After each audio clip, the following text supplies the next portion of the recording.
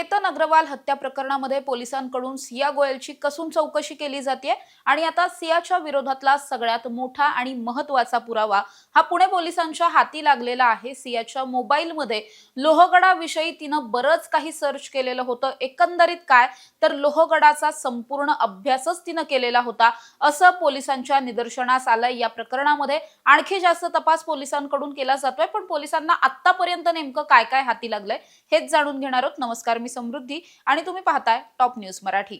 सिया गोयल आणि तिचा बॉयफ्रेंड चेतन चौधरी हे दोघे सुद्धा सध्या लोणावळा ग्रामीण पोलिसांच्या कोठडीमध्ये आहेत। पोलिसांकडून दोघांचीही स्वतंत्र चौकशी केली जाते। ज्या पद्धतीने चौकशी सुरू आहे त्याच पद्धतीने दुसरीकडे तांत्रिक विश्लेषण आपण ज्याला म्हणतो ते सुद्धा केलं जातंय। या दोघांचेही मोबाईल पोलिसांच्या ताब्यात आहेत, इतर काही डिव्हाइसेस आहेत, त्यामधून यांनी नेमकं काय काय सर्च केलेलं आहे, जुना सगळाच डेटा गोळा करणं असेल, कॉल डिटेल्स असतील, चॅटिंग असतील, हे सगळं काही रिकव्हर करण्याचा प्रयत्न हा आता पोलिसांकडून सुरू आहे। आणि यामध्येच पोलिसांना एक महत्त्वाचा धागा हाती लागलाय, तो असा की सियानं यापूर्वी लोहगडाविषयीची बरीचशी माहिती ही गुगलवरून, यूट्यूबवरून, वेगवेगळ्या ठिकाणाहून गोळा करण्याचा प्रयत्न केला होता असं एकंदरीत तिच्या सर्च हिस्ट्रीमधून समोर आलेलं आहे।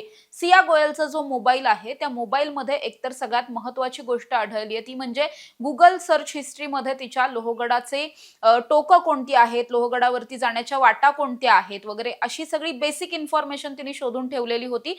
त्याचबरोबर असंही म्हटलं जातंय की ही सगळी इन्फॉर्मेशन तिनं तिचा बॉयफ्रेंड असलेल्या चेतन चौधरीला पुढे पास ऑन सुद्धा केलेली होती, म्हणजे त्याच्यासोबत सुद्धा शेअर केलेली होती असं सुद्धा म्हटलं जातंय। दुसरीकडे सगळ्यात पहिल्यांदा जेव्हा हे दोघेही लोहगडावरती गेले तेव्हा 31 मेचा हा दिवस होता। 31 मेला हे दोघे सुद्धा जेव्हा त्या ठिकाणी गेले त्यावेळेस खरं तर पर्यटनाला जायचं किंवा ट्रेकिंगला जायचं असं सियाच्या डोक्यातच नव्हतं। ती तिथे गेली तेव्हा पूर्ण वेळ ती रेकी करत होती असा सुद्धा संशय पोलिसांना आहे। केतन तिला कोणकोणत्या वाटेनं घेऊन जातोय, तिथे गेल्याच्या नंतर सगळे पीक पॉइंट कोणते आहेत किंवा असा रस्ता कोणता आहे जिथून परत येणं सोपं आहे किंवा कुठे अवघड रस्ते आहेत, जास्त खोल दऱ्या नेमक्या कुठे आहेत, या सगळ्याची रेकी तिनं 31 तारखेलाच केली असल्याचा संशय जो काही आहे तो पोलिसांना आहे। आणि त्याच अनुषंगानं तिनं पुन्हा एकदा केतनला 14 जूनला सुद्धा तिथे जाण्यासाठीचा आग्रह धरला, त्यानंतर पुन्हा 18 जूनला जाण्यासाठीचा सुद्धा आग्रह धरला असं सुद्धा पोलिसांचं म्हणणं आहे। पोलीस या सगळ्यावरती आणखी सगळा तपास करतायतच, मात्र या सगळ्यातली महत्त्वाची माहिती अशी की सियाच्या मोबाईलमध्ये लोहगडाची माहिती ही मोठ्या प्रमाणात तिनं शोधून ठेवलेली आहे। याच व्यतिरिक्त विंचू काटा नावाचं लोहगडावरती एक कडा आहे, अतिशय उंच कडा आहे आणि त्याचं वैशिष्ट्यच असं आहे की विंचवाची जी शेपटी असते तशा पद्धतीने त्याचा आकार आहे, खूप निमुळत आहे पण तितकंच खोल आहे, खडकाळ आहे।